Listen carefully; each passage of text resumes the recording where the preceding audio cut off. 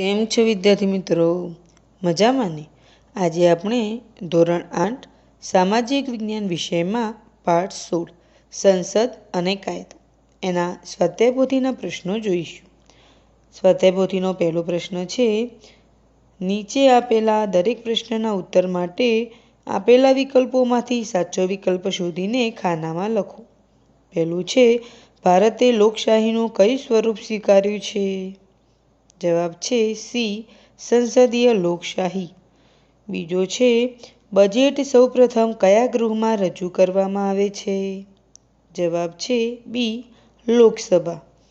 ત્રીજું છે, રાજ્યસભામાં કેટલા સભ્યો વિવિધ રાજ્યોના પ્રતિનિધિઓ હોય છે?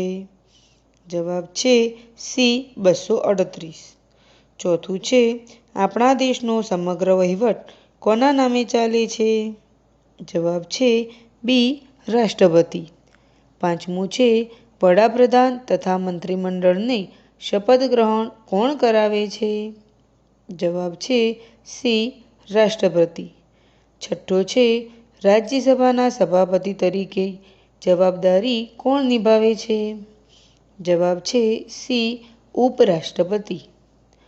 સાતમું છે, ભારતીય બંધારણથી વિપરીત કાયદો ઘડવામાં આવે તો કોણ તે કાયદાને રદ-બાતલ ઠેરવી શકે છે?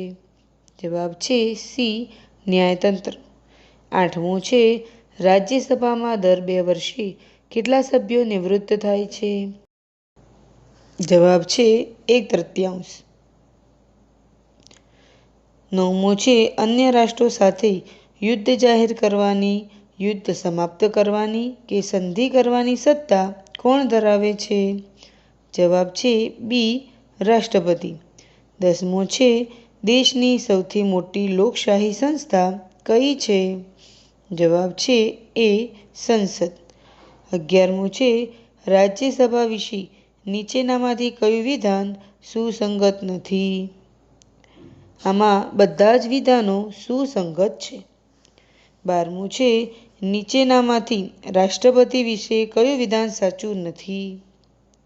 જવાબ છે ડી, રાષ્ટ્રપતિ મંત્રીમંડળની બેઠકની અધ્યક્ષતા કરે છે. એ પછીનો બીજો પ્રશ્ન છે, નીચેના વિધાનો સાચા છે કે ખોટા તે જણાવો. પહેલું છે, સંસદના ઉપલા ગૃહને લોકસભા કહે છે. આ વિધાન ખોટું છે. બીજું છે, રાજ્યસભાના સભ્યોની ચૂંટણી પ્રત્યક્ષ રીતે થાય છે. આ વિધાન ખોટું છે. ત્રીજું છે, રાષ્ટ્રપતિ મંત્રીમંડળના વડા છે. આ વિધાન પણ ખોટું છે. ચોથું છે, કાયદાનું અર્થઘટન ન્યાયતંત્ર કરે છે. આ વિધાન સાચું છે.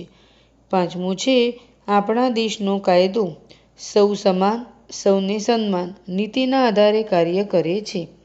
આ વિધાન સાચું છે. એ પછીનો પ્રશ્ન છે, પ્રશ્ન 3, નીચેની ખાલી જગ્યામાં યોગ્ય શબ્દ મૂકી વાક્ય પૂર્ણ કરો. પહેલી ખાલી જગ્યા છે, દેશના સંચાલન માટે ખાલી જગ્યા કાર્ય કરે છે. જવાબ છે સંસદ. બીજું છે, આપણા દેશનું સંસદ ભવન ખાલી જગ્યા શહેરમાં આવેલ છે. જવાબ છે દિલ્હી. ત્રીજું છે, લોકસભા સંસદનું ખાલી જગ્યા ગૃહ છે. જવાબ છે નીચલું.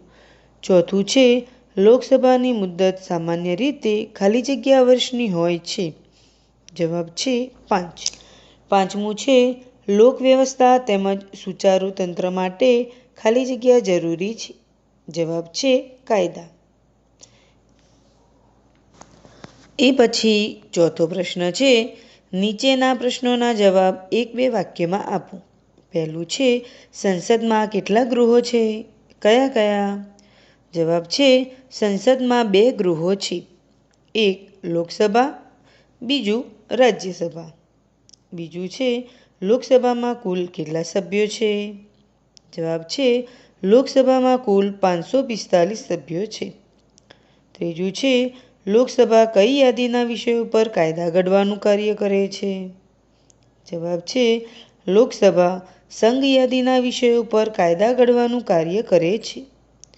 ચોથું છે, મંત્રીમંડળની કામગીરી પર અંકુશ અને નિયંત્રણ કોણ રાખે છે? પ્રધાનમંત્રી એટલે કે વડાપ્રધાન, મંત્રીમંડળની કામગીરી પર અંકુશ અને નિયંત્રણ રાખે છે. 5મું છે રાજ્યસભામાં રાષ્ટ્રપતિ દ્વારા કયા કયા ક્ષેત્રના 12 મહાનુભાવોની નિમણૂક કરવામાં આવે છે? જવાબ છે રાષ્ટ્રપતિ દ્વારા સાહિત્ય, વિજ્ઞાન, રમતગમત, કલા અને સામાજિક સેવા જેવા વિવિધ ક્ષેત્રોમાં વિશિષ્ટ પ્રદાન કરનારની નિમણૂક કરવામાં આવે છે. 6 છે સંસદના કયા ગૃહનું સંપૂર્ણ વિસર્જન થતું નથી? જવાબ છે રાજ્યસભાનું સંપૂર્ણ વિસર્જન થતું નથી. 7મું છે સંરક્ષણ દળોના સર્વોચ્ચ વડા કોણ હોય છે? જવાબ છે રાષ્ટ્રપતિ સંરક્ષણ દળોના સર્વોચ્ચ વડા હોય છે. 8મું છે રાષ્ટ્રપતિની ગેરહાજરીમાં તેમની ફરજો કોણ બજાવે છે? જવાબ છે રાષ્ટ્રપતિની ગેરહાજરીમાં ઉપરાષ્ટ્રપતિ તેમની ફરજ બજાવે છે. 9મું છે મંત્રીમંડળની બેઠકોનું અધ્યક્ષપદે કોણ સંભાળે છે? જવાબ છે મંત્રીમંડળની બેઠકોનું અધ્યક્ષપદ પ્રધાનમંત્રી સંભાળે છે. 10મો પ્રશ્ન છે ભારતમાં કાયદો ઘડવાની પદ્ધતિ કયા દેશની સંસદના મોડેલ આધારે વિકસેલી છે?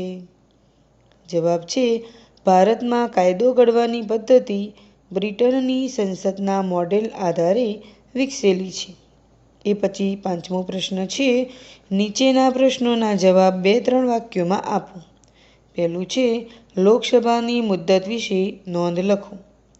લોકસભાની મુદ્દત 5 વર્ષની હોય છે, છતાં રાષ્ટ્રપતિ ખાસ સંજોગોમાં લોકસભાને 5 વર્ષની મુદ્દત પહેલાં પણ બરખાસ્ત કરી શકે અથવા મુદ્દતમાં વધારો પણ કરી શકે.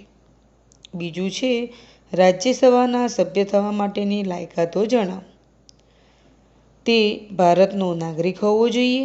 તેની ઉંમર 30 વર્ષ કે તેથી વધુ હોવી જોઈએ. તે અસ્થિર મગજનો, નાદાર કે ગુનેગાર હોવો જોઈએ નહીં. ત્રીજો પ્રશ્ન છે સંસદની જરૂરિયાત શા માટે છે? જવાબ છે આપણો દેશ વિવિધતાવાળો છે. આવી વિવિધતા વચ્ચે દેશનું સંચાલન અને વ્યવસ્થાપન જાળવવા માટે સંસદ ખૂબ જ મહત્વપૂર્ણ છે. ચોથું છે સંસદ સભ્યની ભૂમિકા જણાવો. સંસદ સભ્ય સરકારની નીતિઓની થતી ચર્ચા પરથી સરકાર પોતાની ભૂલો તથા ખામીઓ પ્રત્યે સભાન રહે તેની રજૂઆત સંસદમાં રજૂ કરે છે. 5મું છે કાયદો શા માટે જરૂરી છે? જવાબ છે સમાજમાં સામૂહિક તેમજ વ્યક્તિગત સ્વતંત્રતા જળવાઈ રહે તે માટે કાયદા જરૂરી છે. એ પછીનો પ્રશ્ન છે પ્રશ્ન 6 ટૂંક નોંધ લખો. પહેલી ટૂંક નોંધ છે લોકસભાનું મહત્વ. લોકસભામાં કુલ 545 સભ્યો છે. આ સભ્યો વિવિધ રાજ્યોનું અને કેન્દ્રશાસિત પ્રદેશોનું પ્રતિનિધિત્વ કરે છે. સંસદની બેઠકો રાજ્યોની વસ્તીના આધારે નક્કી કરવામાં આવે છે. દરેક રાજ્યને સમાન પ્રતિનિધિત્વ મળી રહે તે માટે પ્રયત્નો કરવામાં આવે છે. લોકસભાના સભ્યો લોકોના સીધા મતદાનથી ચૂંટાય છે. ગુજરાતને 26 બેઠકો ફાળવવામાં આવી છે. બીજું છે રાષ્ટ્રપતિની સત્તા અને કાર્યો. રાષ્ટ્રપતિ પ્રધાનમંત્રીની સલાહ મુજબ મંત્રીમંડળની નિમણૂક કરે છે. તેમને શપથ લેવડાવે છે. રાષ્ટ્રપતિ સંરક્ષણ દળોના સર્વોચ્ચ વડા છે. તેઓ અન્ય રાષ્ટ્રો સાથે યુદ્ધ જાહેર કરવાની, યુદ્ધ બંધ કરવાની કે સંધિ કરવાની સત્તા ધરાવે છે. તેઓ સંસદના બંને ગૃહો બોલાવી બેઠકો યોજવી કે મુલતવી રાખવાની સત્તા ધરાવે છે. એ પછીની ત્રીજી ટૂંક નોંધ છે પ્રધાનમંત્રીના કાર્યો. પ્રધાનમંત્રી જુદા જુદા ખાતાઓની ફાળવણી, તેની કામગીરીનું સંકલન અને દેખરેખ રાખે છે તેમજ નીતિ વિષયક નિર્ણયો લે છે. મંત્રીમંડળના સભ્યોની નિમણૂક પ્રધાનમંત્રીની સલાહ અનુસાર ઔપચારિક રીતે રાષ્ટ્રપતિ કરે છે. કોઈપણ સંસદ સભ્યને મંત્રીમંડળમાં લેવો કે ચાલુ રાખવો તે નિર્ણય પ્રધાનમંત્રી કરે છે. એ પછી ચોથું છે જો કાયદો જ ન હોય તો શું થાય? જો કાયદો જ ન હોય તો દેશમાં શાંતિ, સલામતી અને એકતા જળવાય નહીં. લોકો માટેની લોક વ્યવસ્થા અવ્યવસ્થિત બની જાય. કોઈને બીક રહે નહીં, કોઈ ખરાબ કામ કરતાં ખચકાય નહીં, બધે અંધાધૂંધી ફેલાઈ જાય. કાયદો છે તો લોકોને તેનો ભય છે અને તેનું પાલન કરે છે, નહીં તો સમાજમાં અરાજકતા ફેલાઈ જાય. વિદ્યાર્થી મિત્રો, અહીં આપણો આ પાઠ અહીં પૂરો થાય છે. જો તમને અમારા આવા વિડીયો ગમતા હોય તો ચોક્કસથી લાઈક કરજો, અમારી ચેનલને સબસ્ક્રાઈબ કરજો અને બેલ આઇકન ઉપર ક્લિક કરજો, જેથી અમારા નવા આવતા વિડીયો તમને મળતા રહે. આભાર.